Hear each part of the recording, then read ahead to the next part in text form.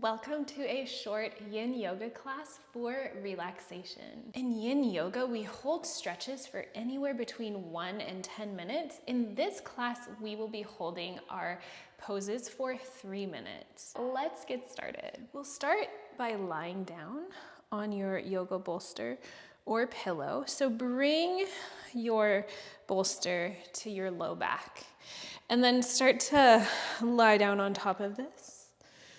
And make sure that your head is resting. So we don't want your head hanging off the side.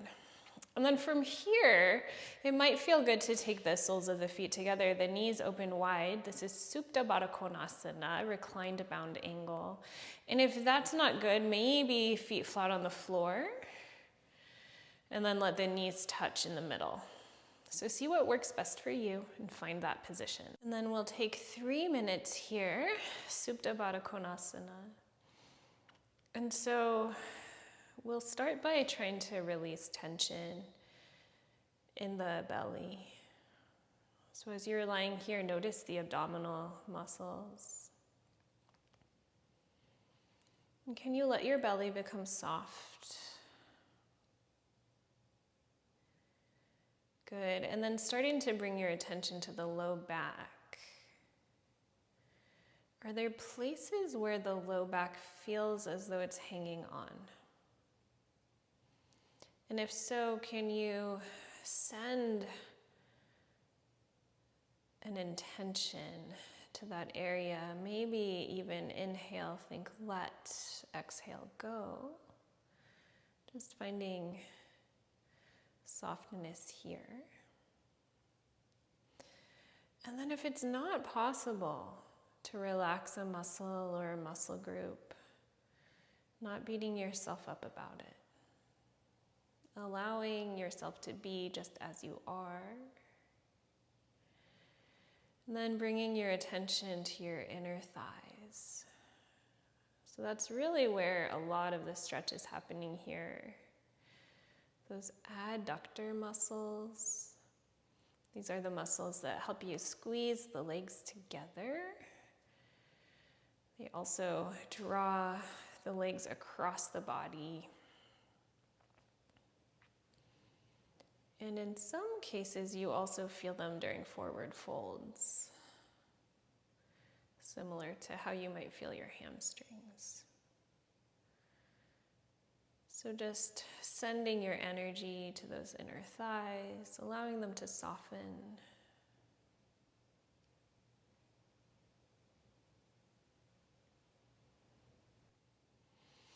Then from here, move slowly. We're going to gently close the knees.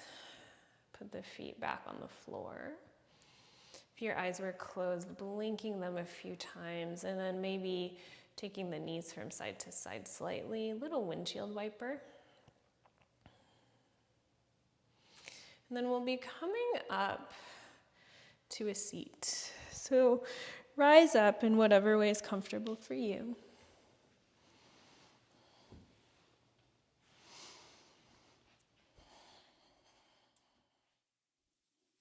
For the next pose, 1 bolster might be appropriate, 2 bolsters could also be helpful. So just make sure that you can reach your props. And we'll start by taking both of the legs stretched out in front of you, and then bend the right knee. The right foot is on the inside of the thigh. And so from here, coming into Janu sirsasana. Janu is knee, sirsa head, so it just means head to knee pose. However, because it's Yin Yoga, we don't go to our absolute depth. We're going to rest down on the pillow. And so see if you can find a place for your forehead to rest. So that might be on 1 bolster, it might be on 2. You could always try a yoga block under the head as well. And if you're a vinyasa, ashtanga, or power yogi, Notice the difference between resting in Janu sirsasana and working into it. So what we're looking for is a softening in the outer edge of the right hip, right side body, a little bit of a release here, and then the left hamstring. So staying here for another 3 minutes. Inhale, let. Exhale, go.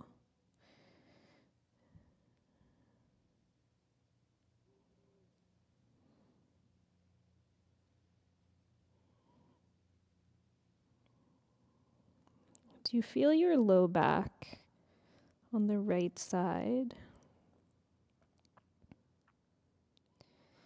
And if so, can you imagine those muscles lengthening slightly?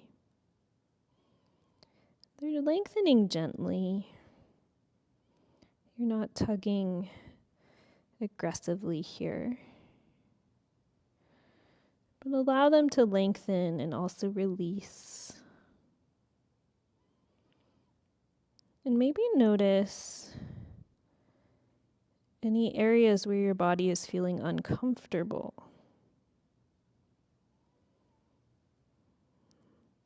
In Yin Yoga, we find our edge and we sit with discomfort. But we don't go too far, right? So any sharp-shooting pain or something that's unbearable, lessen, come out of it. But if you're right at your edge and you're able to breathe through the discomfort, that is part of the practice of yin.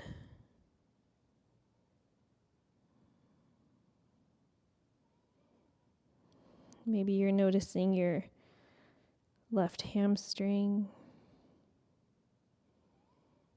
Visualize length in those muscles in the back of the leg.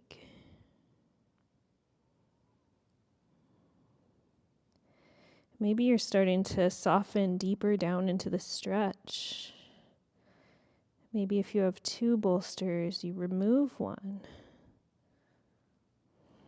Can you allow your heart to melt down closer towards that left leg? Can you allow your head to become even heavier?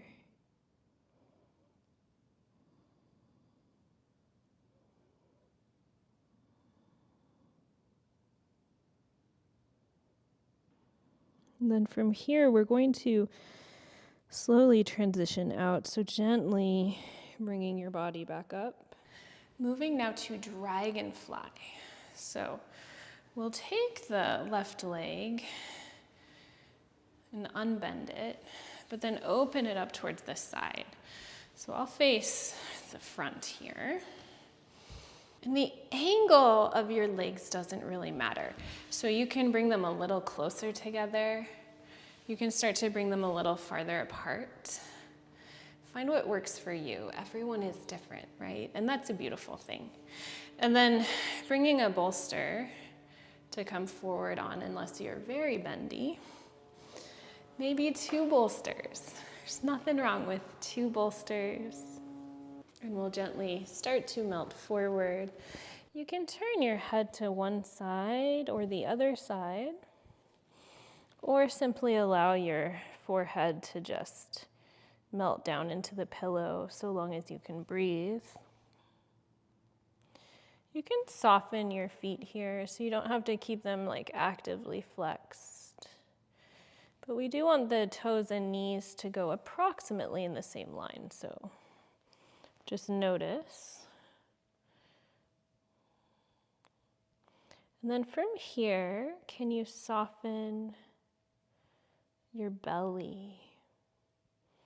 Often in these forward folds,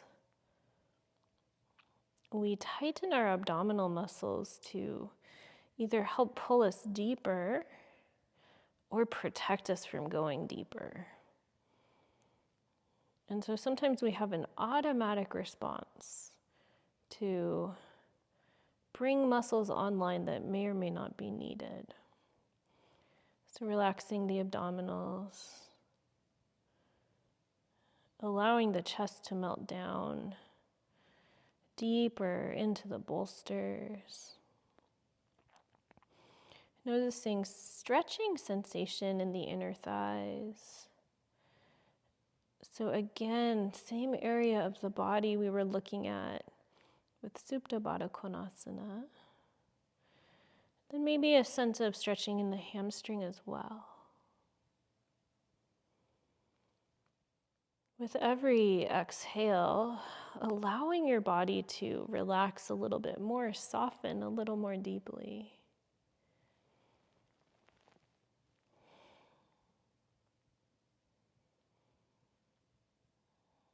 So in yoga, as we inhale, we find length, and as we exhale, we find depth. Inhale for length. Exhale for depth. Even if it's not something that can be seen, we can sort of feel that internally.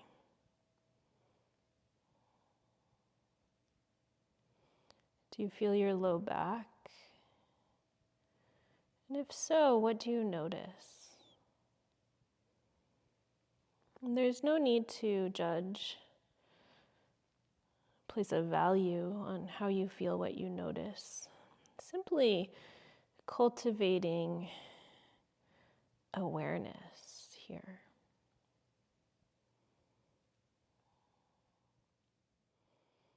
Three minutes can be a really long time to hold a pose.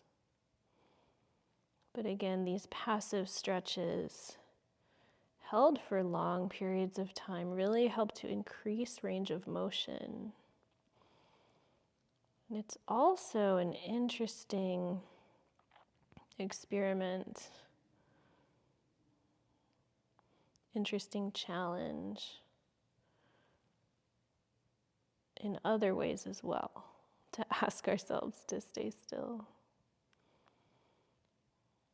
So we like to notice what comes up, not only physically, but also emotionally. And learn to offer ourselves some compassion. All right, so from here though, it's time to move on. So gently pressing into the hands and starting to stack the shoulders over the hips. Moving on to Janu sirsasana on the other side. So from here, we're now bending the left knee. The left foot is at the right inner thigh. It's okay for the left knee to be off the floor. Someday it might touch the floor. And then bring your bolster on top of your leg.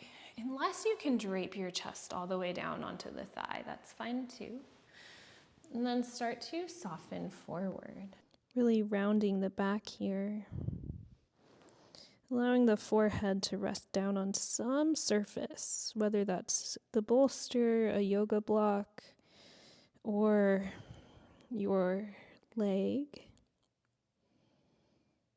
Connecting the forehead with some kind of surface helps us to really feel grounded. And then noticing sensations in the left hip, the left lower back, and the left side body. Inhale, let, exhale, go. Noticing sensations in the right hamstring area, the back of that right leg, between the hip and the knee. And then notice, is there anywhere that you can release? So what about your fingers? Can you soften your hands, your fingers? What about the muscles of your face, your jaw, your tongue?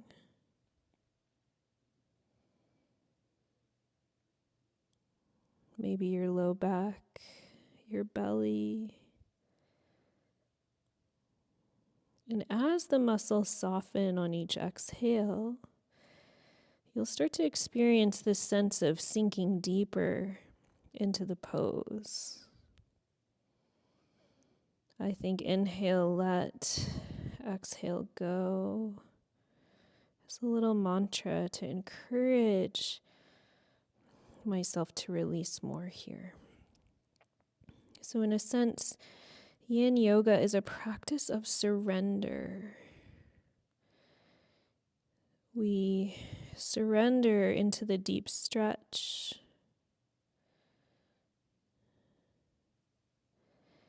We also surrender into whatever comes up for us. So sometimes, as we're asked to be in stillness, we'll start to feel uncomfortable,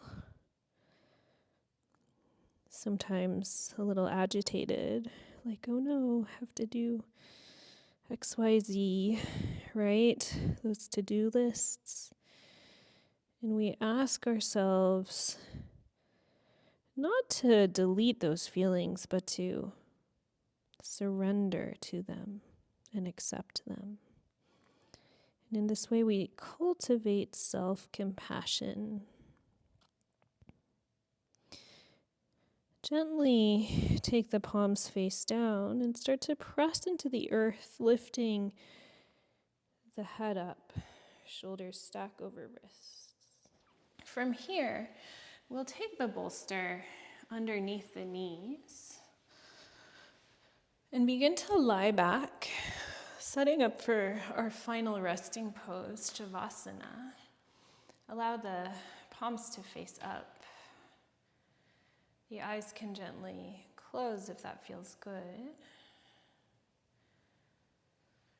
And see if you can just relax the hips, the abdominals. Allow the feet to just gently kick out to either side. And just for a few moments, watch the breath. So notice the quality of the inhales and the exhales. Are they deep or shallow? Are they quick or slow?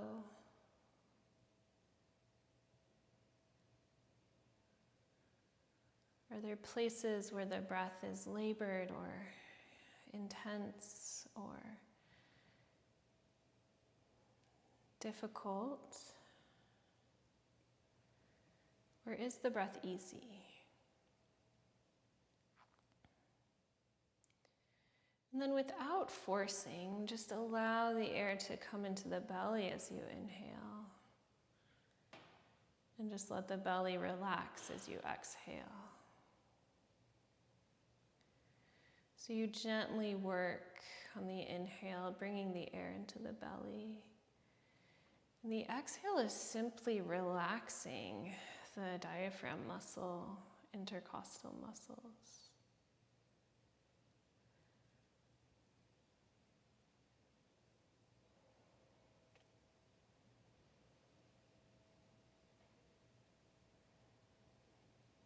You're welcome to stay in your Savasana, this amazing restful position, for as long as you would like. If it's time for you to move on with your day, draw the knees into the chest, give them a little squeeze, rock from side to side on the low back.